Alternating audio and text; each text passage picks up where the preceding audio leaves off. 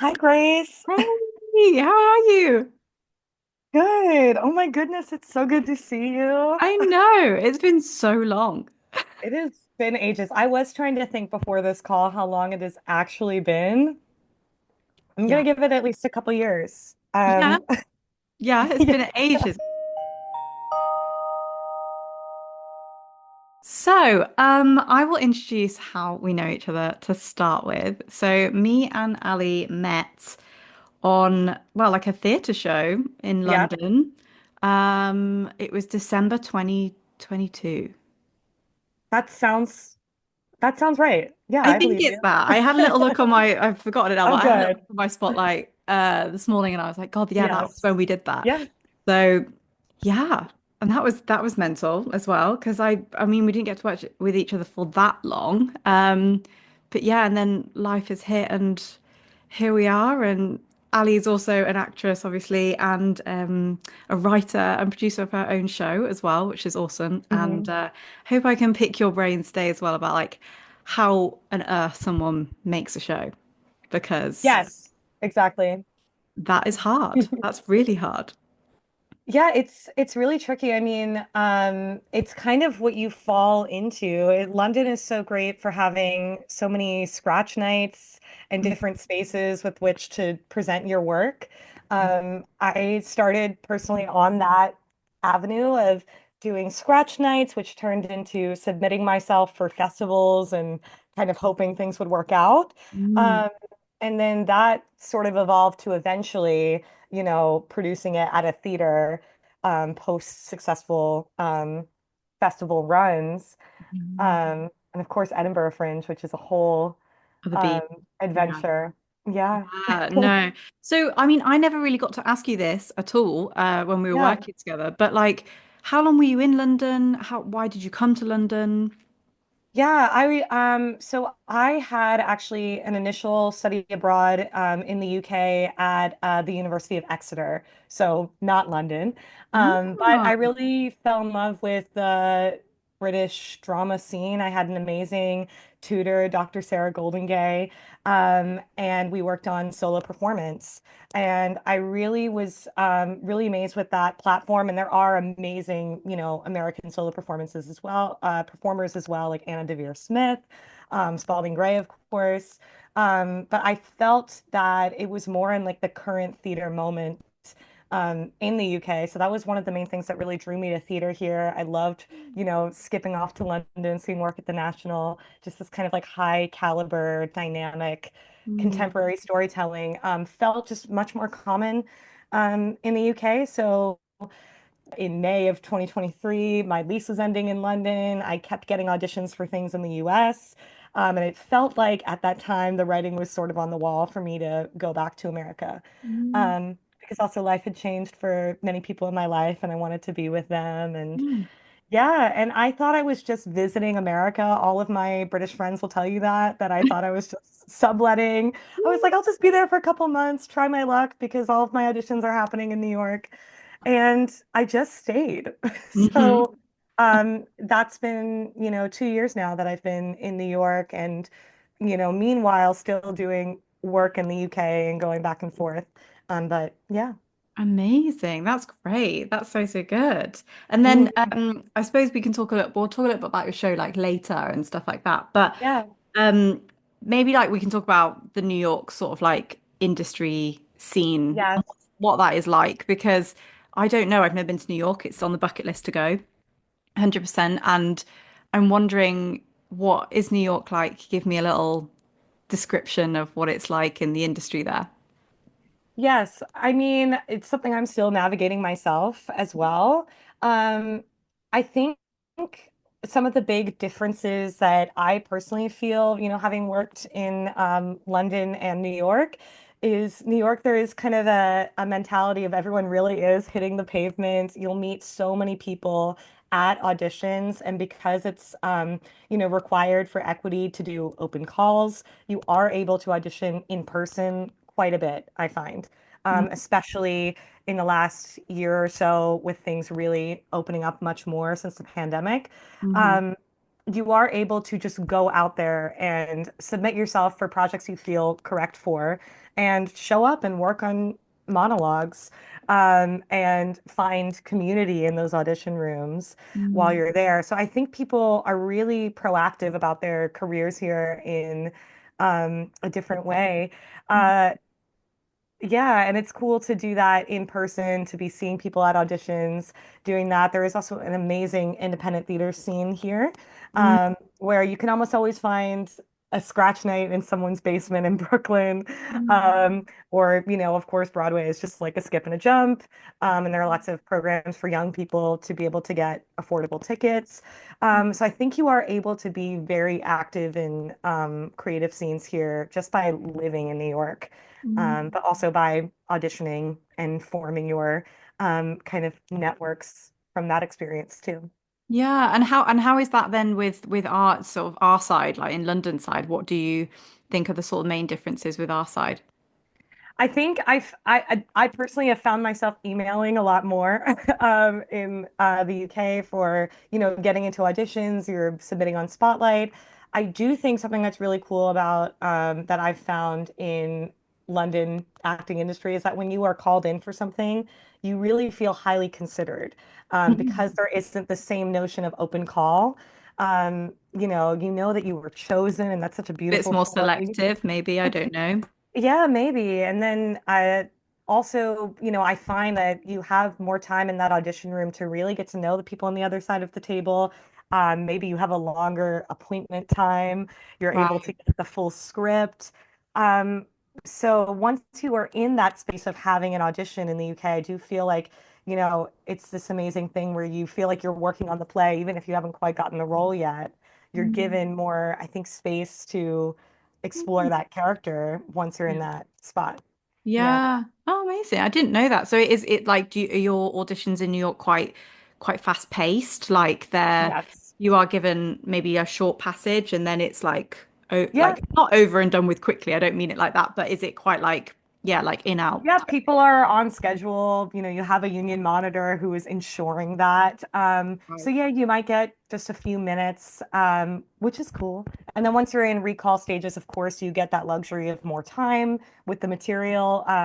But I have found in my own experience that in the UK, you are kind of given this longer audition period, even in that first meeting, which is really cool. So I think there are pluses and minuses to both Yeah. Yeah, 100%. mentalities of working.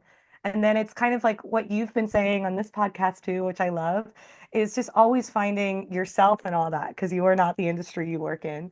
Mm, Finding your own path of what things do you resonate with and what things not so much, like the concept of time, how you're using your time, how you make those 2 minutes valuable to you. mm. Um, you know, That is so true. Like, you've put it in much better words than I probably have ever. But no, that's such a crucial point. Is that like I think as you get older and or you've been in the industry longer, regardless, you do find out more about what you can handle as a performer and what you can handle in auditions or what things you're willing to go for and what you're not. And like when you have that sense of yourself, I think that gives you so much more power back in that room because when you walk into that audition, I feel like it is a collaborative process. When I first graduated from drama school, it was like, oh my God, like I'm coming in and like, is this right? Is this not right? Is this okay? Like all these million questions bombarding into my head and then not actually being too afraid to ask them as well. Like I'd be like, oh no, I won't. I'll just sort of sit here and just do exactly what you asked. But actually like it's weird going into auditions now and then you go in and you're like, this is what I have and I hope that you like it. And if you don't, that's okay. And if you do, obviously fantastic. And like, yeah, yes, it's such a powerful thing, I think, to give back to a creative because they can't, they just can't give you sometimes all of that time all the time because they've got exactly. so much time. They've got so many people to see. And like, once you figure that bit out or once you fully like process and accept that part, you go, it's nothing to do whether they disliked me or liked me as a person. It's just to do with the role. Absolutely. Yeah, it's I find that in kind of all areas, whether it be performing, my own work or doing an audition, you just have to kind of separate your ego out of it and let the creativity run wild, especially in an audition setting. It's really easy to make it about your ego. This is my headshot and resume. This is me. This is everything I've done. Is that okay? Is that to your liking? Mm, Rather than putting that to the side and being like, this is my interpretation, my presentation of this character. If it matches with you, great. If not, I got to work on something today. yeah.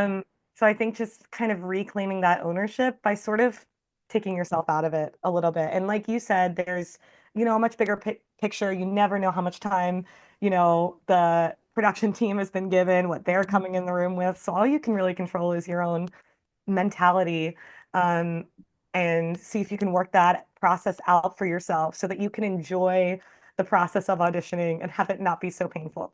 Yeah, no, it's so true. Yeah. And that is so much easier said than done as well. Like I'm still one of those Yes, people like and I can sit here and say, oh, it gives power back, but like sometimes when it's a job that you really, really want, you can't help but be disappointed by that. That's of only course. natural, like because you want to do it, like you really, really want to do it. But yeah, amazing. So my next sort of question is going to be, um, I'm always interested, I always ask the question of what inspired somebody to become an actor in the first place? And I've asked that question a lot now. And now I'm trying to think what continues to inspire you. So, not the first initial thing that Oh, inspired you, but what continues to inspire you as a creative, as an actor, like to keep going? okay. That is a great question. I love that. Yeah. And I think that's so important because why would you do this thing, It's hard. It's Yeah. hard. I think I love that we are still interested in people, even with the history that we have of the world, geopolitical state of everything. I think we have to hold on to that hope and that sense of community and that interest in human behavior. Yes. If we can always call back what's happening to, trying to figure us out as a species, Yeah. then I think there's still endless amounts to mine in that experience. Mm, Um, yeah, so I think that's what keeps me interested. I yeah. mean, even when you encounter a personal problem and you're like, huh, why does this Mm, person see the world that way? And acting really gives you license to explore the messy parts of the human experience in like a safe and healthy way. And I think if you're interested in that, you know, that's mm, enough to keep you going and playing all these different characters. And yeah. um, No, it's that's just, so true. And it's yeah.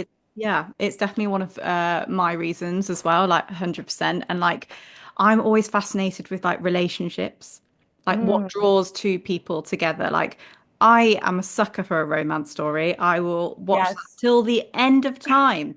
End of time. Like I know Blue Valentine is a basically about a couple that end up falling out of love with each other, but there is something about like coming together and ripping apart and coming together again that I will never get bored of, like no matter how the situation is told. And I was like, how is it that we have created so many stories about this in the film industry, theatre industry, and we have gone, I still want to watch it. I still want to watch them get together, even though I know that they're going to get together. Or I still Oh, know that they're going to get together and that they might break up. Like it's such a simple equation, but like yes. everyone, you want to watch it because you're interested in human connection and human interaction, That's so amazing that, yeah, we're still interested in it. aren't we? It's You so know, strange. there's so many stories to tell, and so many people have their own unique perspective on the world, which is just why I absolutely love it. I mean, I love engaging with content, watching shows, seeing a theater piece. I think that's always a valuable experience to see, like, how did this particular person interpret this story? What are they bringing to it? Because it's just like no two people are exactly alike. It's amazing. No, it's true. And it's like when I started this podcast, I was like, are people going to get really bored if I just start interviewing a load of actors all the time?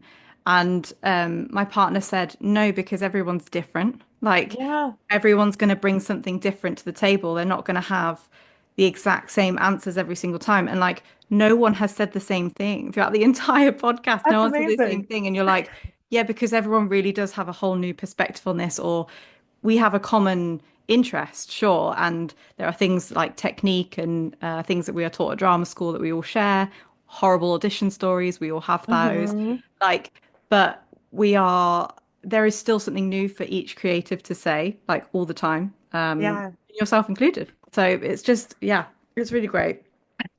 So let's talk about your show. Yeah. So, where do we start? I mean, the show, let's reference the show. So the show is called Okay. Midnight Cowboy Radio. Do you That's want to right. explain what the show's about to start with, and then we can go from like the process of how it was created? Absolutely. So, Midnight Cowboy Radio is a play about a late night conservative radio talk show host in Kentucky. She is hosting her Labor Day special in 2022.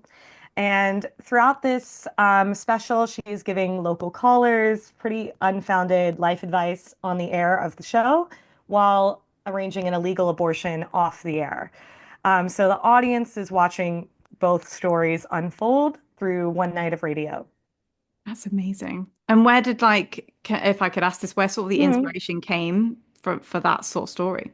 Absolutely. So, I mean, I grew up listening to talk radio quite a bit. I've always found it fascinating, probably because I'm so interested in people and how they get on with each other and who we even learn how to be people by, people on the radio or a therapist or whoever, however we get that information. So, I've always been intrigued by these concepts. And also, the thing that really galvanized it was I was in drama school in 2022 in the spring of that year, which is during that time that was I was in the UK and the basically someone had leaked the Supreme Court opinion that more likely than not Roe versus Wade was going to be overturned that summer, which unfortunately it was. And during that time, I really had a reckoning with myself of why am I doing theater? Why am I in the UK? All of those questions at once. When so much is happening in America that I don't understand, and I'm trying to understand how this came to pass. And of course, there are great essays and other scholars that have studied this.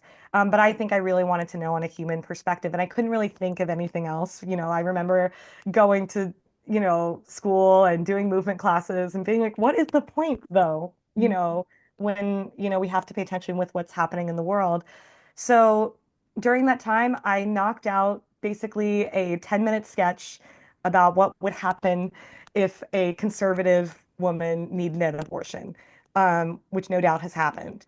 Mm-hmm. And I imagined it as what would happen in the future, and now it is our past and evolving reality. So it's been really interesting to see that unfold. And doing the piece felt so cathartic for me and hopefully the audience, where I felt like it really reignited my interest in this art form again because it was all I could say with what I had.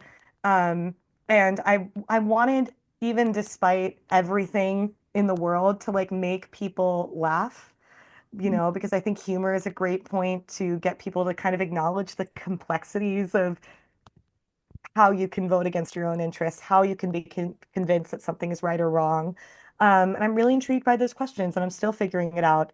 So a 10-minute set turned into people asking what happens next, and Mm-hmm. those questions led to, a slightly longer play and a slightly longer play, and now it is, a full-length show. But it was honestly because of the pressure from the audience. I think nothing happens in isolation. Mm-hmm. Um, it was sort of, being challenged by, audience perspective of a show of like, that was great, but also what happens in this part? And I was like, you know what? That is an interesting question. And going back to the drawing board and working with amazing collaborators and bringing up a new draft and a new draft. And the world has also evolved so much in the last couple of years, especially when it comes to reproductive rights and the conversations happening around them. So, and we learn more in hindsight, also just in general. Yeah. Um, yeah, so the show has really evolved into something completely different than that 10-minute set I did at East 15 a couple years ago. Uh, Amazing. yeah. Amazing. And I love that as well. Like, and it's important to say to people as well, like, I think the act of putting a show together and writing is very daunting because it Mhm. seems like such a massive feat, I think. Because you're like, oh my God, I have to sit down and write an entire play. But no process starts like that. Like, well, in my Yes. opinion, it doesn't start like that. Like, it comes from, like you said, you've done 10 minutes. and then you've got feedback from somebody else, and then they've gone, oh, actually, what would happen here? And you go, okay, I'll go away and I'll write a bit more, and then you go Mhm. back and forth, and it takes a long time to do these things, and yeah, nothing happens overnight. Absolutely not. And yeah, it's all kind of happenstance. I have heard, the adage of like you have to make your own work as an actor, and that's a really hard Yes. thing to just say because I think, Mm, it is an extraordinary amount of work and effort and time that it just has to be or well, now this is me also saying you must do this. You don't have to do anything. You don't have to do anything. mm, Um, However, I would find it quite difficult to force yourself to write something.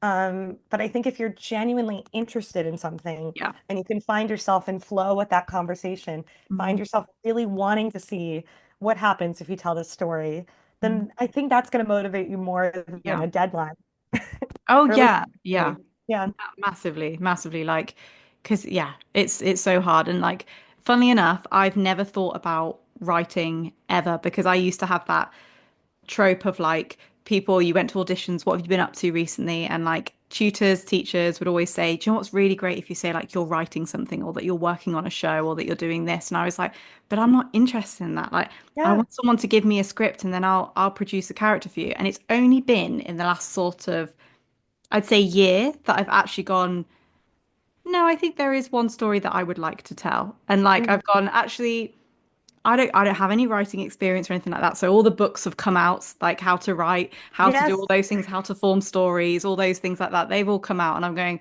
I'll give it a go. And Yeah. but like the motivation has definitely come from like a specific point rather than just going, oh, I have to, because then it looks like I'm busy. Yeah, and I think this honestly, well, one, I can't wait to hear about this story. Please tell me more. But I think that really goes back to your first question, honestly, of what keeps you doing things, what keeps you interested. It can't be we do this because we have to, because we don't have to.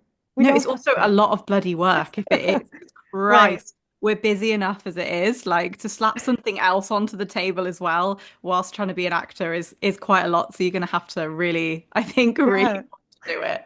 Yeah, yeah, exactly. You just have to want to do it and enjoy it. Yeah. If you're enjoying it and you think it would just be fun to put something together, then do it and Yeah. have a good time.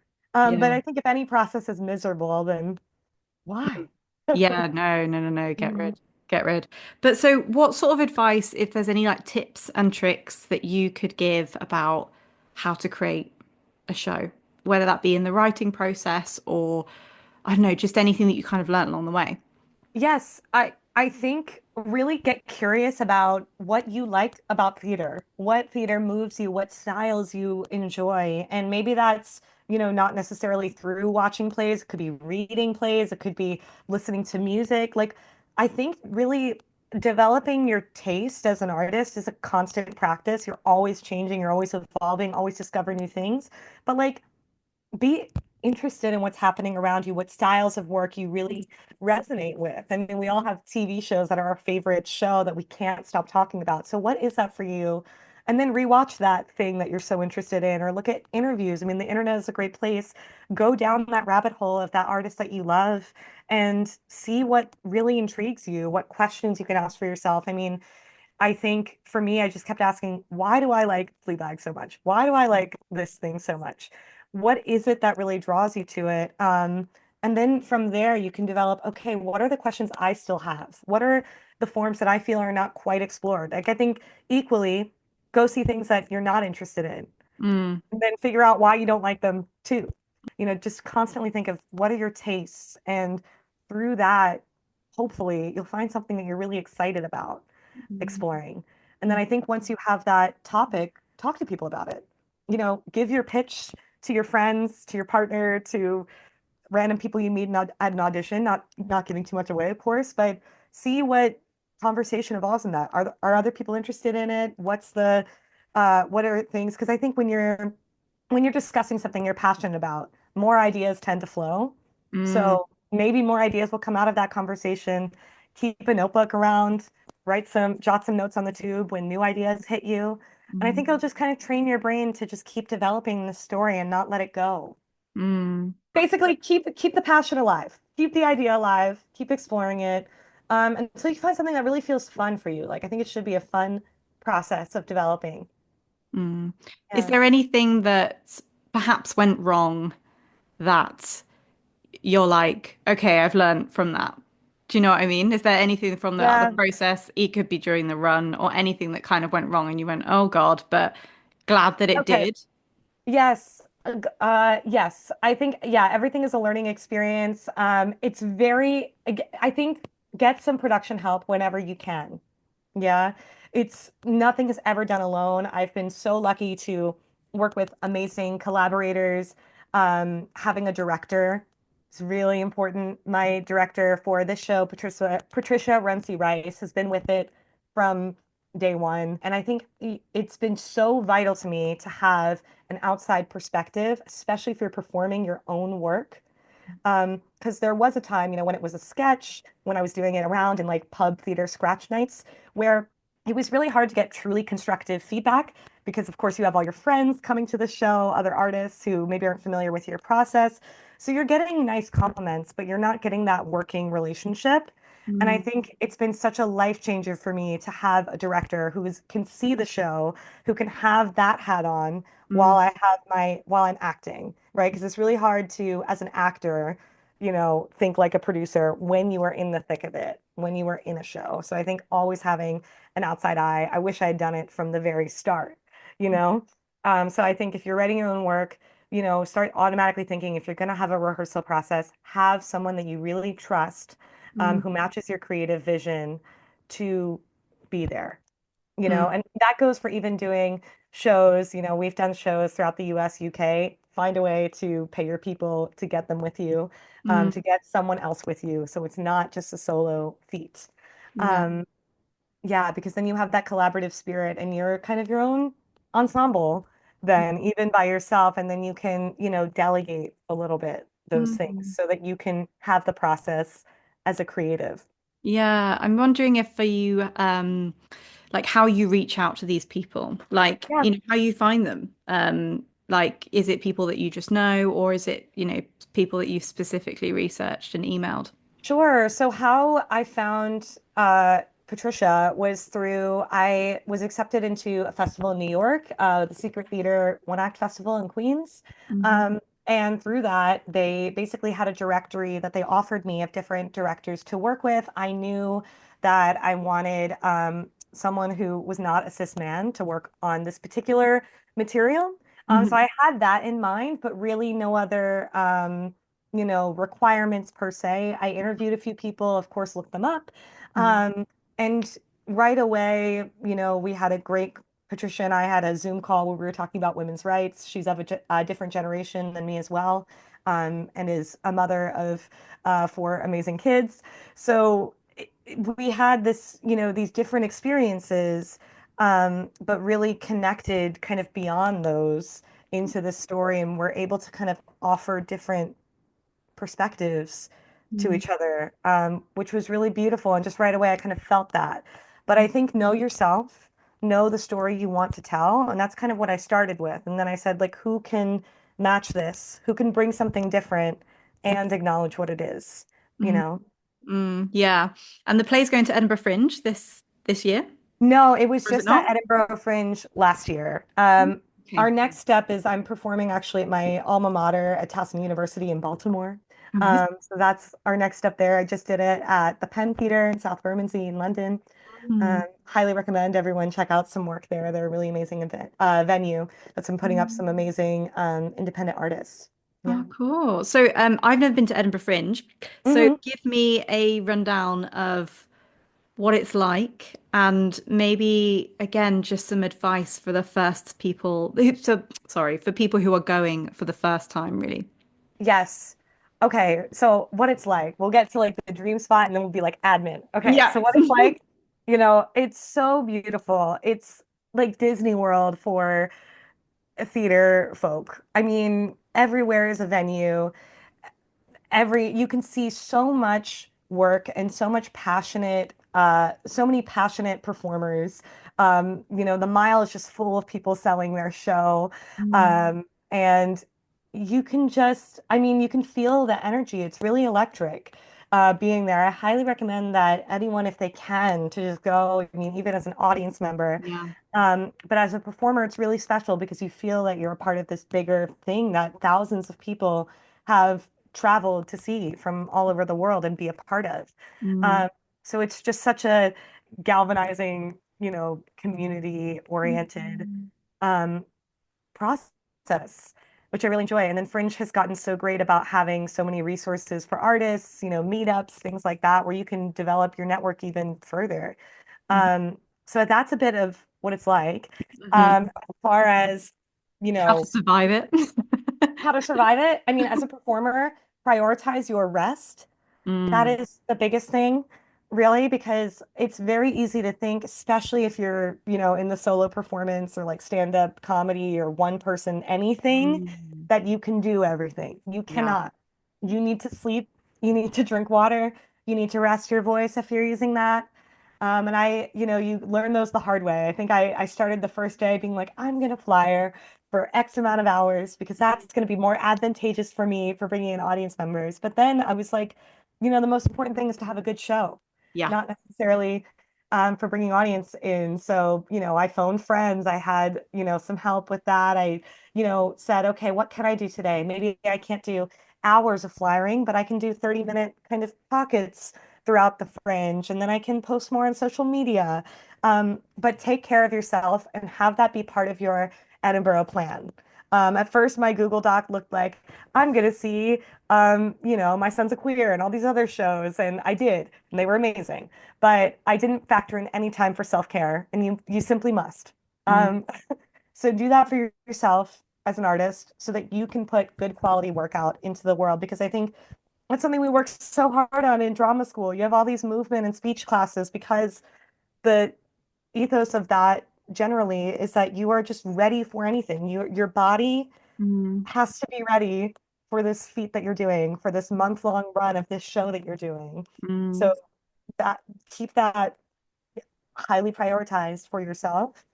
Um, and then I think if you are self-producing, um, really do the admin way before Edinburgh Fringe. If you Right. can use the year to prep, you Mhm. know, put it in actionable steps of what you need to get done each month.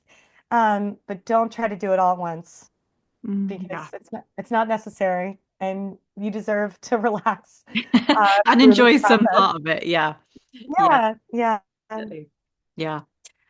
So obviously you obviously go back and forth between obviously New York and Mhm. London or different parts of England. What would you say to somebody who has been thinking about possibly moving to London, or if someone's been possibly moving to New York? Mhm. What would you say to push them to do it and to go?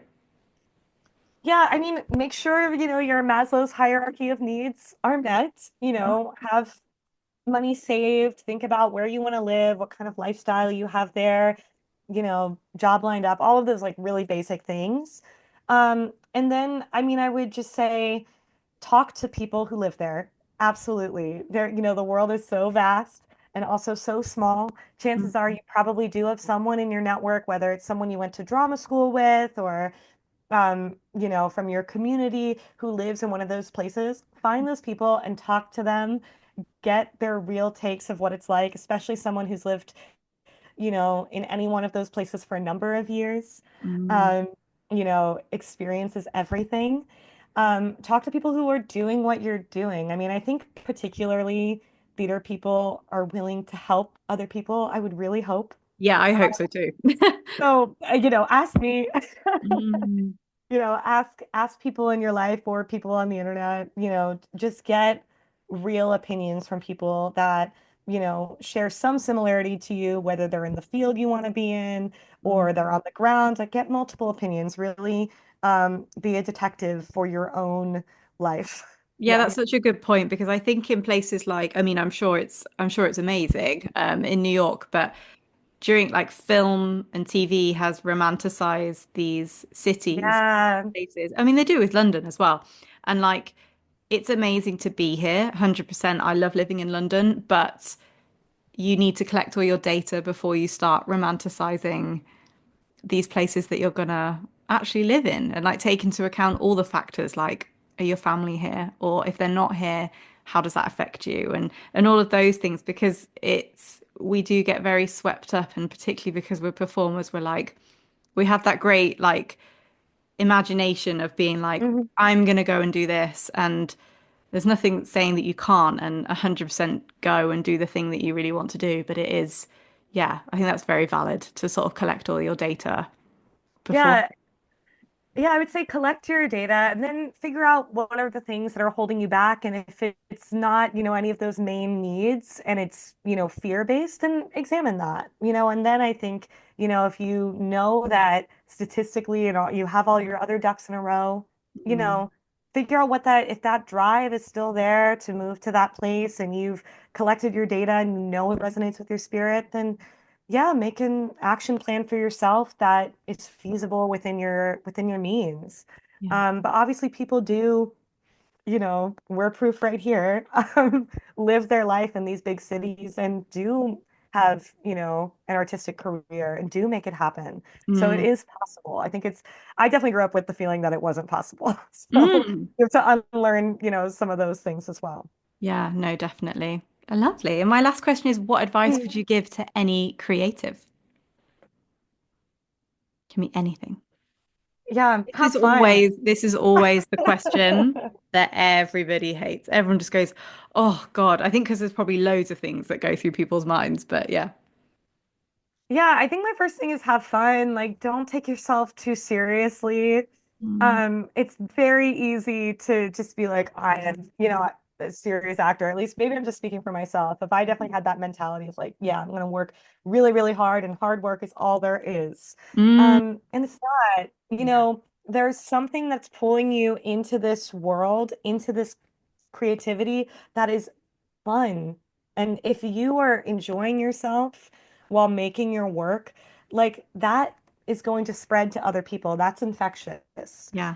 Bring that kind of positive energy to what you're doing, to your communities, and, have it be a collective, enjoyable experience. You can talk about really hard things. I mean, that's all I do, right? With so much of my work. Mhm. Um, but there has to be that element of care and fun and abandon Yes. that you can bring to the spaces that you're in, because the world is pretty messed up and you're Mhm. offering something different. So what is that thing that you're offering? Maybe it's fun, maybe it's something else. Yeah. Yeah. Oh, thank you. That was great. That was really, really great. Yay.